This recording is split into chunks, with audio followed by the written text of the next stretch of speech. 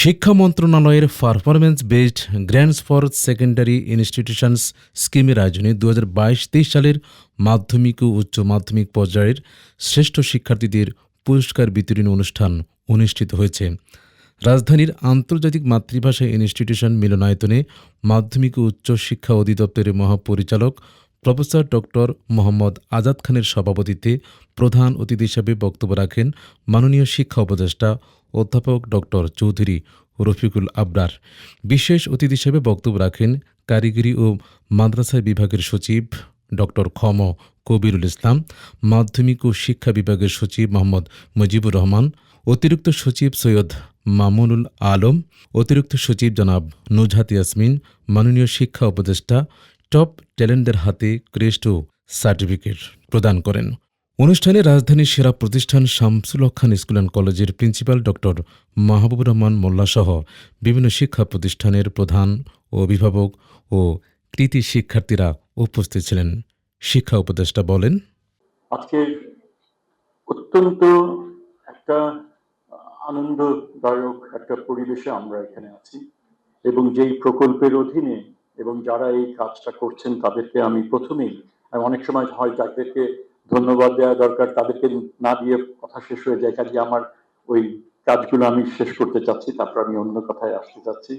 যেটা একটা গুরুত্বপূর্ণ একটা একটা প্রকল্প, যেখানে যে শিক্ষার্থীদের তাদের যে সক্ষমতা এবং প্রতিষ্ঠানগুলোর সক্ষমতা তাদের সেগুলোকে শক্তিশালী করার একটা প্রচেষ্টা এখানে রয়েছে, জনসম্পৃক্তি সেখানে বাড়ানো।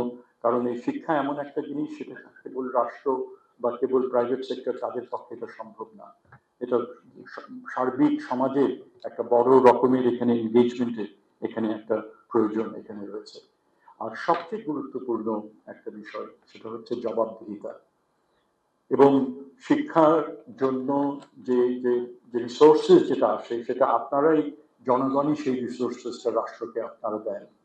কাজেই রাষ্ট্র সেই সরকার সেই রিসোর্সটা তার নিজের বুদ্ধি বিবেচনার মধ্যে শিক্ষা খাতে কোথায় কিভাবে খরচ হবে সেই কাজটা তারা করেন।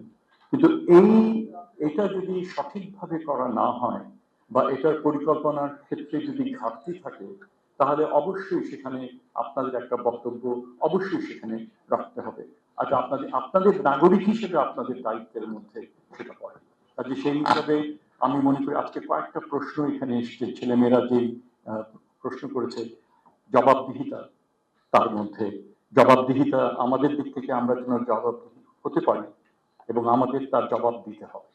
হয়তো এই মুহূর্তে আমরা সেটা নাও দিতে পারি, আমরা হয়তো পারবো না, এবং এটা তলিয়ে দেখতে হবে যে এই দু একটা বিষয়, বিশেষ করে শেষে যেই প্রসঙ্গটা এসছে যে পরীক্ষার প্রশ্নের মধ্যে, এটাকে মোটেই আমরা মিনিমাইজ করে দেখতে চাচ্ছি না। আজকে মনে হয় এই সেশনের মধ্যে গুরুত্বপূর্ণ যদি কোনো বিষয় আজকে এসে থাকে এই বিষয়টা এসছে, এবং এখানে আমরা অবশ্যই এখানে কোনো একটা ঘাটতি এখানে হয়েছে, কেন হয়েছে, এর জন্য কে এর জন্য রেসপন্সিবল, আমি এখানে ধামাচাপা দেওয়ার আমি এখানে না, আমরা এর জন্য আমরা আসিনি।